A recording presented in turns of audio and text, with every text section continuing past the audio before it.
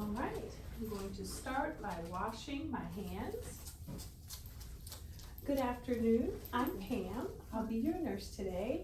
Can you give me your name and your date of birth? Yes, Tara Lynn, 20996. All right, that is absolutely correct. All right, Tara, I'm going to first provide us some privacy by closing our curtains here. Today I will be performing a musculoskeletal and a neurological exam on you. Is that okay with you? It's all good. Perfect. I've got my equipment here. And Tara, I've got a gown here that I'll ask you to go ahead and put on. All right. So to start off our assessment here, we want to first observe your gait. So if you could step down off of the table here, Tara, and I am going to ask you to take about 4 or 5 steps forward, walking normally. Okay. And I am assessing your gait to see if it's even, your steps, if you're maintaining balance and posture. Next, I'm going to ask you to walk on your tippy toes. Okay, and she's doing that without any problems. Her posture is good. And Tara, if you could walk forward on the heels of your feet. She is successfully doing that with no ataxia. And the last thing, Tara, if you could walk like you're on a tightrope, heel to toe for me. Excellent. All right, you did a great job. I'm on drunk. those. Good Let's go job. with this. Not drunk. All right. So Tara, we're going to go ahead and start by first assessing your temporal mandibular joint. Okay. All of our body systems, we're going to start with inspection on all of our musculoskeletal items here. So Tara, I am looking at the temporal mandibular joint. I'm looking for any swelling, any masses, any redness, any problems of that nature. Next, I'm going to go ahead and palpate her TMJ joint. So I'm going to reach just before her tragus on either side. Tara, do you mind if I touch you? Go for it. All right, and what I'm palpating for here is any type of warmth, any swelling, any nodules. Is there any tenderness, Tara? Nope. All right, she has no tenderness to the area. Tara, next I'm going to ask you to do some motions for me or some movements with your jaw. Is that going to be all right? Yes, ma'am. Okay, I'm put my fingers back on your jaw again. What I'm feeling for here is crepitus. If there is any crepitus, that would be like a crunching sound. A little click would be normal. That would be just that tendon or that ligament going over bone, which would totally be normal. All right, Tara, if you could go ahead and open your mouth, okay? If you can rotate your jaw from side to side and then protrude your lower jaw. All right, everything felt good there. Nice smooth movements there. All right, next I'm going to assess your spine. So if you could turn to the side, yes, turn to the side there. And I'm looking at her spine all the way from the cervical spine through the thoracic, all the way down to the lumbar area. And again, I'm just looking to see if I see anything that's asymmetrical. I'm looking to see if there's any lumps, any masses, any bulging, anything like that.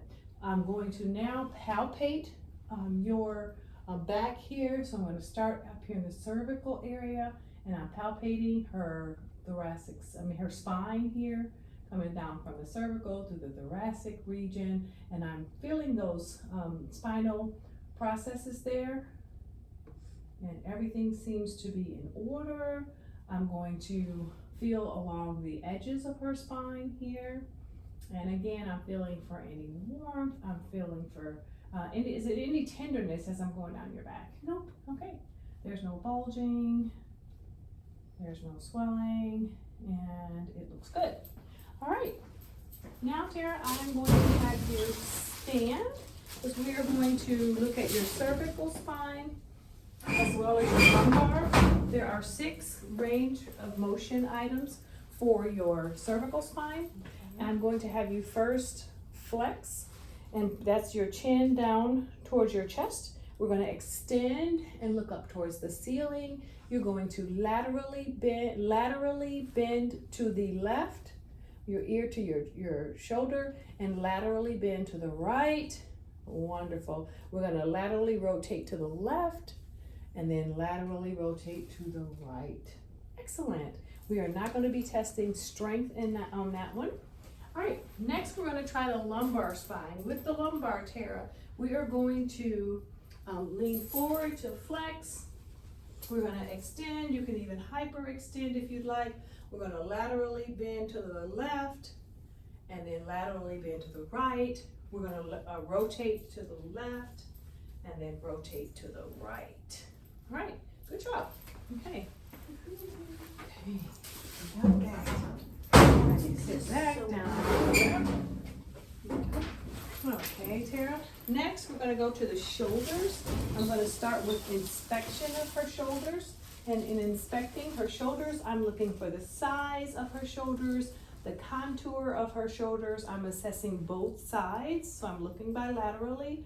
I'm assessing for any swelling, any deformities, or anything of that nature.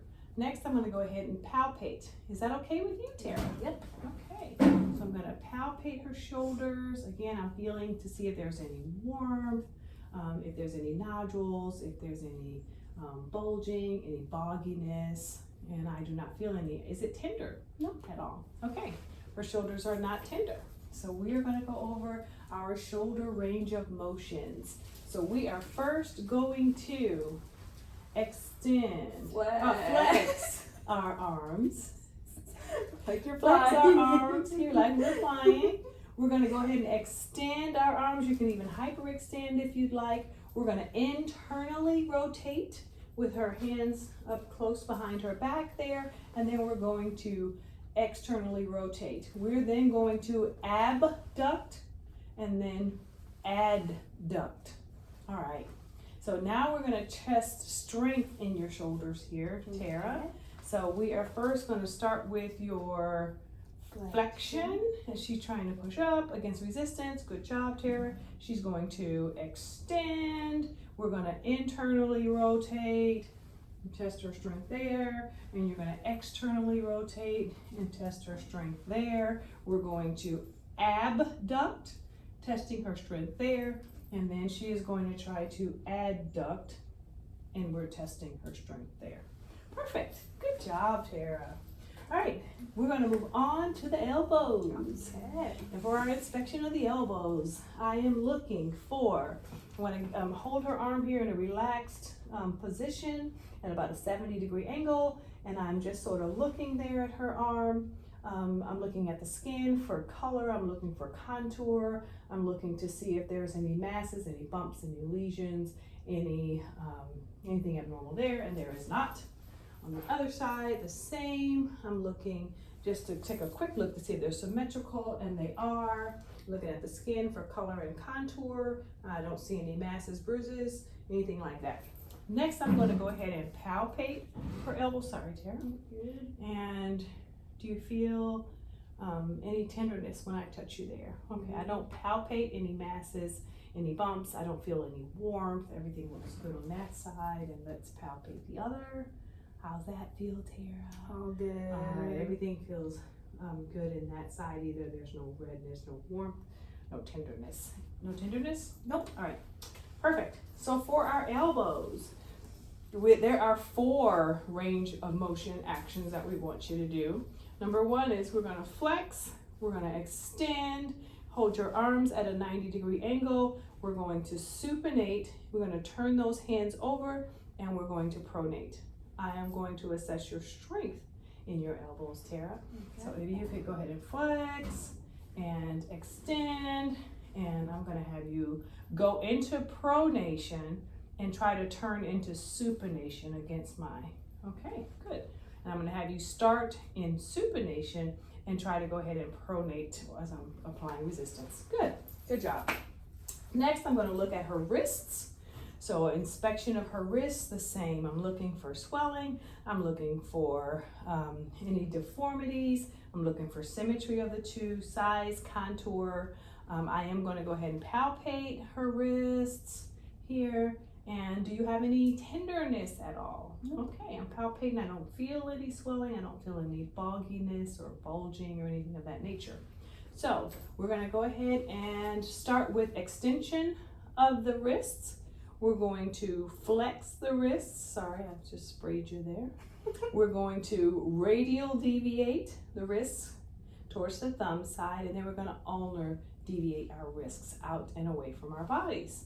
I'm now going to test your strength in all of those. So go ahead and put your hands down like you're flexing. Extend your hands up, and we're going to ulnar and then radial. Check your radial. Okay. All right. Next, we're going to move on to your hands, Tara, and your fingers. So as part of our inspection of our hands and fingers, again, we're looking at the size, we're looking at the contour. I'm looking for the presence of any redness, any lumps, bumps, or masses, or anything of that nature. I'm going to go ahead and palpate her fingers. Remember, I want to go down and feel, each phalange here. There are actually 206 bones in our bodies. Half of them are in our fingers and our toes.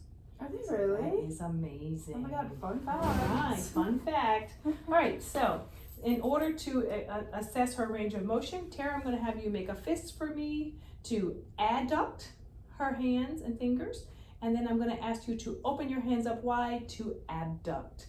And in order to test her strength, I'm going to start with strength of her abduction. So if you could squeeze my hands here, and she does that, and then she's going to make a fist and try to fan your fingers out. I'm testing her abduction there. Perfect. Good job there, Tara. For the next part of our exam here, I'm going to look at your hips. So I'm going to have you lay back, and we'll... There you go. We got it. All right. So for the hips, you can either do this with your patient laying down, or you can do this with your patient standing. We're going to start, what you're going to do on one side, you're going to do on the other. But I'm going to start with inspection. I'm inspecting her hips. I'm looking again at size, at contour. I'm sort of looking at both sides here. I'm looking at the left side. I'm looking for any bulging. I'm looking for deformity on that side, and I'm sort of comparing the other side to it, and I don't see any swelling. I don't see any nodules, bumps, lumps, or anything like that. I'm next going to go ahead and palpate her hips. Are you okay with me doing that, Tara? Yes, ma'am. Alrighty, I'm going to reach for her hips here and palpate on both sides. I don't feel any tenderness, Tara? No. There's no tenderness, there's no lumps, there's no masses, there's no, nothing noted in her hips there. So, Tara, I'm going to start you with flexing, with flexing your hip on the left side, and then extending, right side, I'm sorry. Flex, she just flexed and extended. Let's do the same on the left here. She's flexing, she's extending. Now let's go to internally rotate your right leg with the knee facing in, and then let's externally rotate that same leg, and you can put it down, and let's internally rotate the left leg, and then externally rotate that left leg. Now, for the last moment of movements, I'm gonna have her abduct her right leg, moving it away from her body, and then go ahead and abduct the left leg, and then go ahead and adduct your right leg, and then adduct the left leg. Okay, perfect. Now these movements could also be doing with your patient standing up, just so you know, okay? But then again, we're doing one leg at a time. We're not trying to do both at the same time. All right, so we're gonna move on to your knees. Tara, if she did not have pants on here, I would be able to visually inspect the knees. Again, I'm looking for size of the knees, for contour of the knees. I'm looking for swelling of her knees. I'm looking for the presence of any nodules, bumps, lumps, bruises, anything like that. And I'm going to next palpate her knees, okay? And I'm feeling for the presence of any swelling. I'm feeling for warmth. I'm feeling for tenderness. Any tenderness, Tara? No. Okay, perfect. Her knees feel good. So we're going to take her right knee here. And Tara, I'm going to ask that you, well, actually, I'm going to have you sit up for this part, okay? Oh, she's getting up there. Okay. All right, So Tara is actually bending her knees now. She could also do this standing. If I were to have her do it standing, I would have her stand and flex the knee and then extend the knee. But your knees are already bent, they're in a flex position, and go ahead and extend the knees. Perfect. All right, while you're got your knees bent there, go ahead and push out for me and then pull back. Perfect. That's her strength. There's only 2 ranges of motion for the knees. All right, we're gonna move down. Tara, if you'll remove your shoes so they can see your ankles here. Ooh, they can't see. Okay, good, hold them out for me. All right, so for your ankles, I'm going to inspect her ankles here. And I'm looking again for the size, the contour, symmetry of her ankles. I'm looking to see if she has any swelling. Sorry, I'm looking at the dog. Anything I can see, bulges or anything like that. I don't see any. I'm next going to palpate her ankles. And as I'm palpating here, I don't feel any warmth. I don't, any tenderness, Tara? Mm-hmm. There's no tenderness. I don't see anything protruding. I don't feel any swelling. For her ankles, Tara is going to do 4 ranges of motion. The first motion is to plantar flex, and that's toes towards the ground as if we are planting something into the ground with our feet. The next is dorsiflexion with her toes towards her nose there. We're going to invert, which toes are sort of bending in, and then evert, where we're going to sort of very good at it. turn our feet laterally. Okay, so we're going to test our strength in all those. Push against me while I push towards your feet, and pull your toes towards your nose, toes in, and then toes out, Tara. Okay, she's got good strength in all of her ankles. For your head to toe, you can also assess feet, in which case I'm going to have her curl her toes and then fan them out to see if she's got strength in them. Okay, or for the range of motion, I'm sorry. All right, so we're gonna move right along to your specialty tests. Remember, specialty tests only need to be performed on one side. So we're gonna start with the bulging and the allotment tests for fluid of the knee. So for your bulge test is for a little bit of fluid or a small amount of fluid. And the way we do that is we start at the calf, okay? We're gonna tap, this is her patella here, so we're starting just below that on the upper part of the calf. I am milking the fluid up towards her patella. I'm gonna tap the lateral side of her patella, and I would see bulging on the medial side. So I am milking up the calf to the patella. I'm pressing or onto the lateral side. I should see a bulge on the medial side of the patella. The ballottement test is when there is a lot of fluid. And for the ballottement test, we are going to milk down from the thigh area, and we're just sort of milking that fluid down into the patella, and we are applying pressure to the bottom of the kneecap here or the bottom of the patella, and we'll just see that patella sort of ballot or move around in that fluid there. Okay, so that's our ballotment test.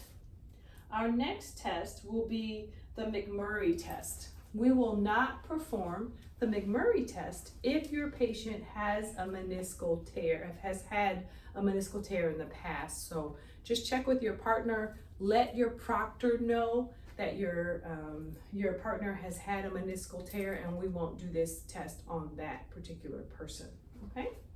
All right, but you will explain it to us how it's done. So I'm gonna take my patient's leg at a 90-degree angle here, and I am going to slightly invert her foot here and lower, with my hand over her knee here. Notice my hand here is with my fingers facing on the medial side of her foot here. I'm going to slightly invert her foot and lower her leg to the bed, okay? A positive test would cause your patient pain, or you would hear clicking or popping, and that would indicate a meniscal tear in your patient, a meniscus tear, okay? Next, we're going to do the straight leg for back pain. You can do this on either side, but usually if you're testing it out on a patient, we will start with the side that's unaffected and have that patient lift that leg up. So Tara, you can just do one leg just to show them what it would look like in an unaffected This one? leg. Yep, Okay. so she lifted her right leg there, and that would be a totally negative test.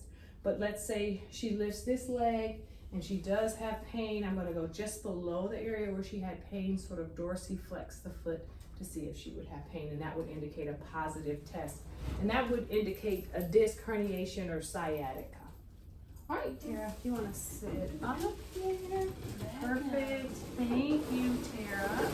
All right, so we have completed our musculoskeletal exam. We will move on to our neurological.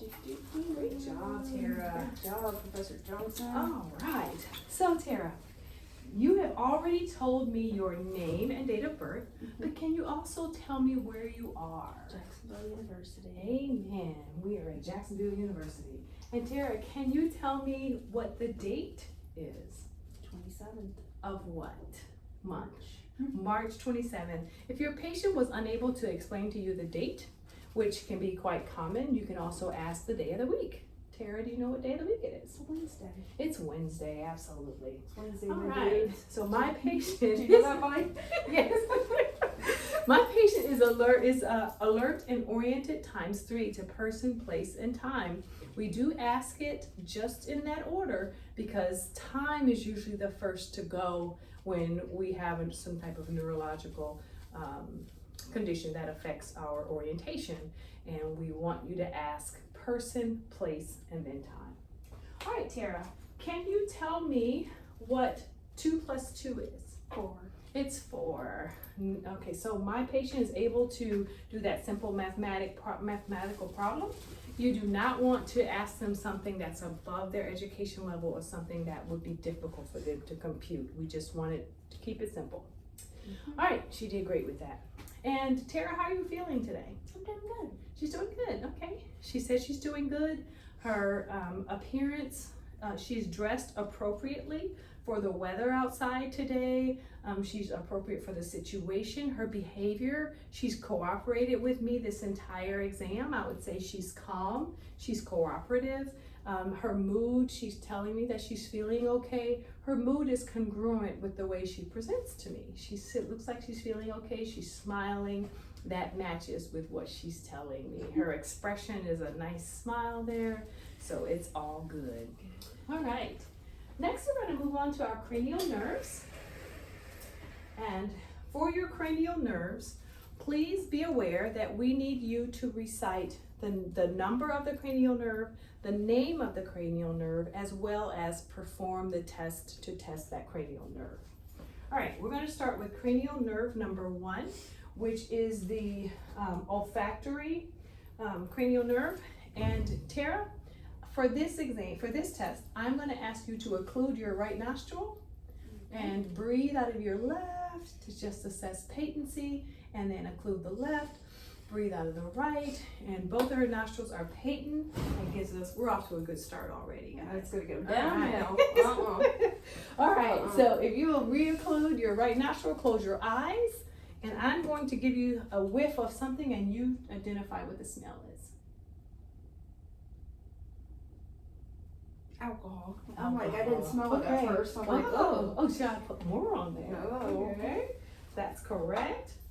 And then if you'll occlude your left nostril and close your eyes. Wait, that's alcohol too.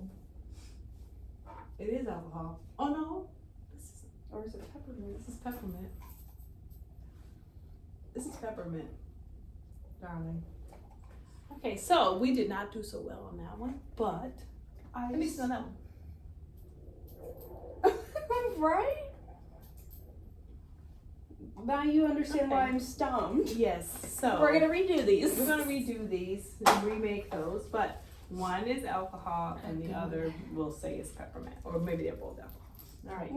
But that would be questionable, right, with our patient if I smelled something different than she did, but we were both a little confused about what's in that one. All right, for cranial nerve number 2, which is the optic nerve, we are going to have your patient read the Rosenbaum chart and give your patient explicit instructions. Tara, will you cover your right eye for me and read the lowest line that you're comfortable with, only the numbers from left to right? 4, 2, 6, 7, 3, 9. Okay, that's absolutely correct. And you have 20/20 vision in your left eye. And if you'll go ahead and read with your right eye from right to left this time, the lowest comfortable line. 9, 3, 7, 6, 2, 4. Absolutely, that's 20/20 vision. Now let's try both eyes together, Tara. From left to right, the lowest comfortable line. 4, 2, 6, 7, 3, 9. All right, I'm buying it. That's because you can't Wonderful. see. I know, I'm just trusting her here, guys. I can't see it as well.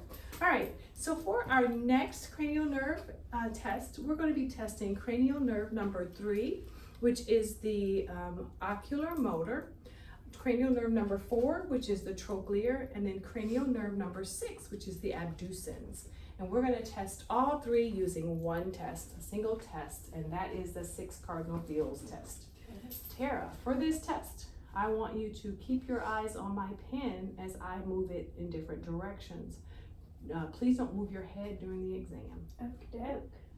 So I'm looking here for nystagmus. And so far, her eye movements are nice and smooth. Excellent. Just a tiny bit. Yeah. She does have a tiny bit of nystagmus going on.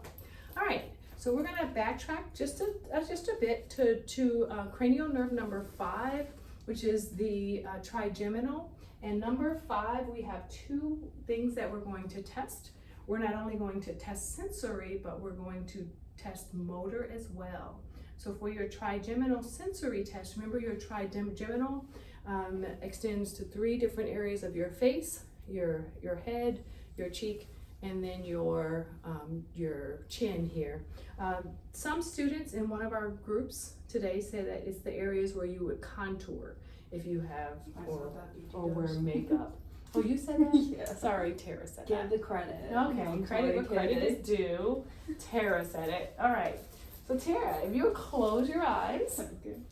I am going to take my wisp of cotton. Remember, we are doing the 3 areas of the face, but bilaterally. So there's 6 touches that you're going to do. Let me know when you feel a light touch. Okay. Feel it. Feel it. Feel it. Feel it. Feel it. Perfect. So her trigeminal number 5, cranial nerve number 5 is intact as far as sensory. Now I'm going to have you, Tara, clench your cheeks, your jaw, and I'm going to try to pull your chin, and I'm not able to. And so her motor part of cranial nerve number 5, trigeminal, is intact. We've already tested number 6, which was abducens. We're going to move on to the facial, which is cranial nerve number 7. So Tara, if you could smile for me, if you could frown, if you could puff out your cheeks. And anyone else, I would have them raise their eyebrows. Tara does not do that on command. She's unable, so that's no worries. But that would look something like that. Okay, perfect. So our facial nerve, cranial nerve number 7, is intact. You guys have all done this one already, the acoustic. So we are going to, Tara, for this cranial nerve number 8, acoustic, I am going to do the whisper test. So I'm going to stand behind you and arm's length. I'll whisper to you 3 2-syllable words, and you'll just repeat those out loud. Sounds good. All right. So you'll occlude your opposite ear there. And the first word is fairy, Fairy. castle, Castle. princess. Princess. Perfect. All right. And now we're going to assess the opposite side. If you'll occlude your left ear. Gotcha. Okay. Coffee. Coffee. Dunkin'. Dunkin'. Starbucks. Starbucks. All right. Perfect. So cranial nerve number 8, acoustic, is intact as well. For cranial nerve number 9, which is glossopharyngeal, Tara, I'm going to ask that you take a sip of the water there while Thank I you, watch love. you're welcome. Cheers. I watch you swallow. And it looked like cranial nerve number 9, her glossopharyngeal was intact as well. So now we're going to test cranial nerve number 10, which is the vagus nerve. And guys, what happens in Vegas stays in Vegas. All right.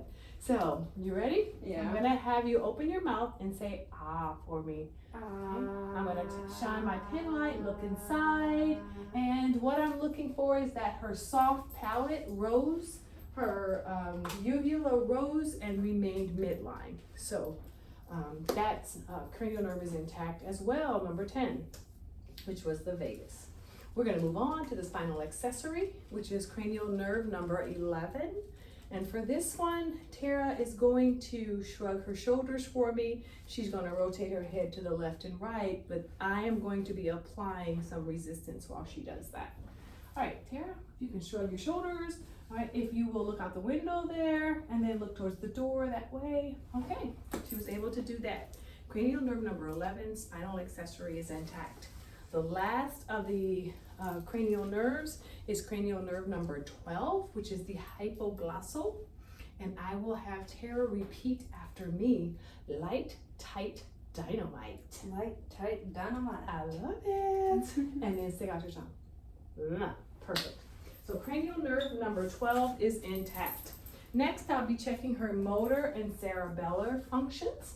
I'm gonna start with testing her condition and the movement of her muscles. So I'm just going to sort of feel here along her muscles for any type of atrophy. If there's anything going on here, and there is not.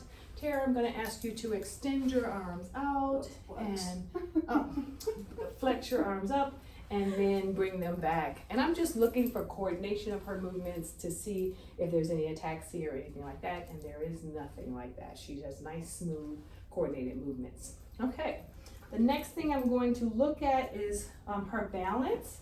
So Tara, if you will step down for me. For this test, it's the Romberg test. I am going to have you put your feet together, put your arms at your side, close your eyes while I'm providing privacy, providing safety here, and we're going to count to 20, 1, 2, and 20. Okay, her balance remained stable. She did not sway or anything like that when I did that. Next, we're going to test her coordination, both gross and fine motor. We do this with what I call the patty cake. And Tara is going to bilaterally place her hands on her lap, palms down, and then alternate between palms up, palms down, and she's going to coordinate that rather rapidly. She's doing that great. Gross motor intact. Now let's check fine motor. Remember, fingers, fine motor. So she's going to take each of her fingers and run them by her thumb. Faster, faster, faster, faster. Okay, she didn't have to go that fast, but she's able to do it. All right. Okay, she's pretty good. It's okay. I'm better at gross. It's okay. You missed that day of kindergarten, I guess. All right. I didn't pass. So good deal. She did good on that with the gross and fine motor. Next, we're going to test light touch and pain. For light touch, it's very similar to how we tested the sensory on our trigeminal cranial nerve. So I'm going to take another whisk of cotton here, but this time, instead of on her face, I'm going to go down her body. I will pick various points bilaterally, and what I'm testing for here is potential neuropathy. And so I'm checking, I'm starting at the top of her body and I'm moving more distal to see where that sensory sensation might stop, if it does, or if there's any areas where she's lacking sensation. All right, Tara, can you close your eyes for me and let me know when you feel? Feel it. Okay. Feel it. Okay. Feel it. Feel it. Feel it. Feel it. And mind you, we're doing lower extremities as well. Feel it. Now your partner might not be able to feel it as well in the legs. Okay, uncross your legs for me. Sorry. Because they have pants on, but remember you're patient. Can you feel it? Feel it. Yeah, sorry. Okay. Feel it. Feel it. Oh, feel it. Okay. But they may not be able to feel as well with clothing on, but it's okay. All right, we're testing you and not your partner, so. Alrighty, the next one is for the sensation of pain.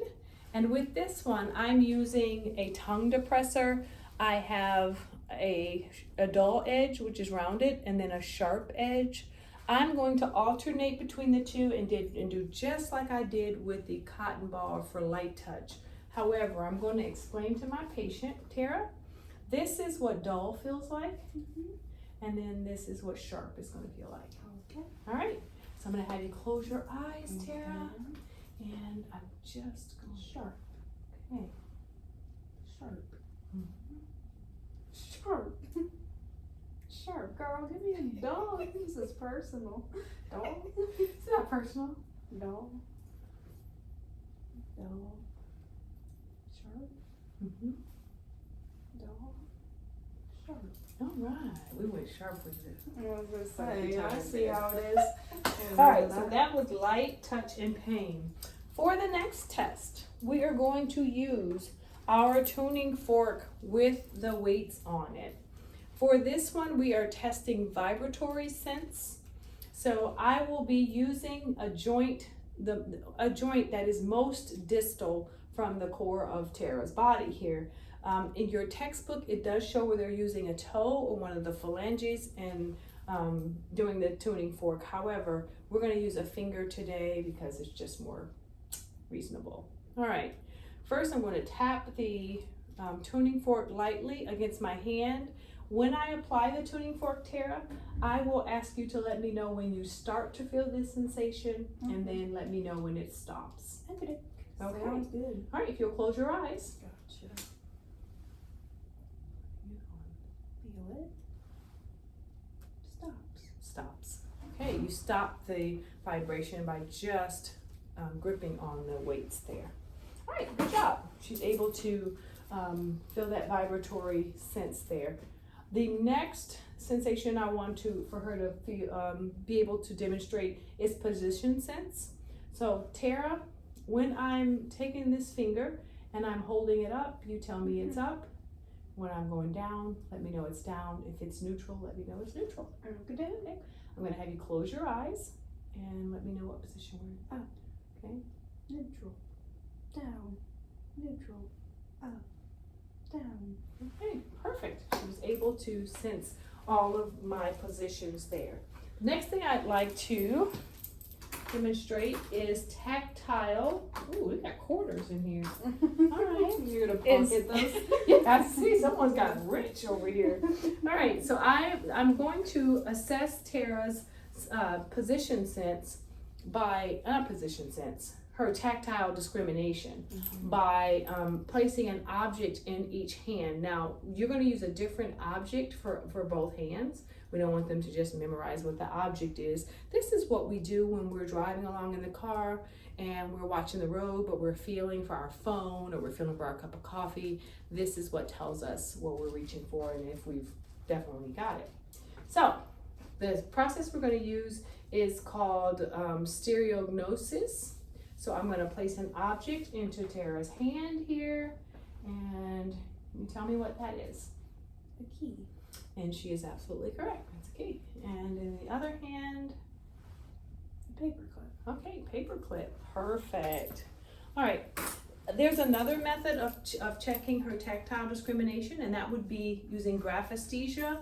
But when you're doing graphesthesia, make sure you're looking in the same direction that your patient is, and you are going to write a number or a letter in their hand, and they're going to guess what it is.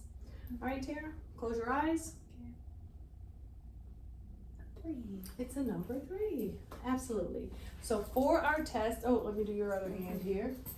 Okay. Close your eyes. 7. All right, 3 and 7. She She get got better it. at it. Okay, perfect. We are. We're doing good with this. All right, now for the fun stuff.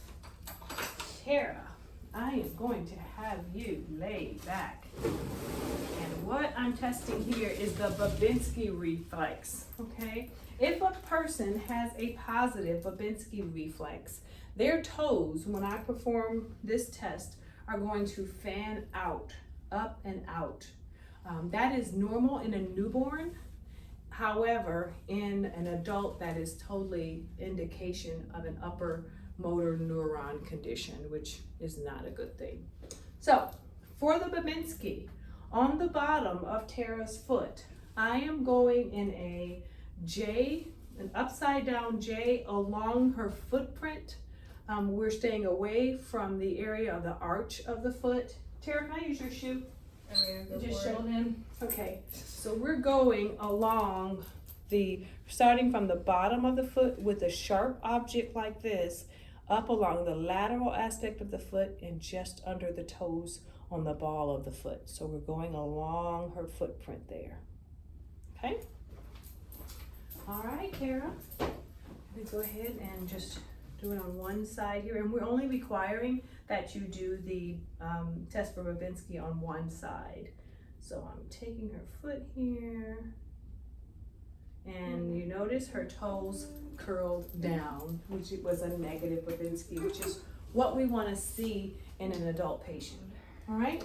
The last thing I'm going to check is for clonus. So I'm going to hold Tara's leg here at a 90-degree angle, and notice I'm just taking her foot and sort of pumping it to relax her calf here, and then I'm going to dorsiflex the foot and let it fall. Okay, normal or a negative test, which would indicate your patient's normal, would be that the foot naturally falls like that. Clonus would be the foot jumping back and forth. All right, I'm gonna allow Tara to sit up here. I'm going to wash my hands. I'm going to discuss my findings. I did find just a little bit of nystagmus, and in your facial, you were not able to lift your eyebrows, but I give you a pass. So am I gonna die? No, you're not going to die. You're going to live another day. Oh, All right, so I'm going to document my findings, and I've concluded the assessment of the neurological and musculoskeletal systems. Boom. All right.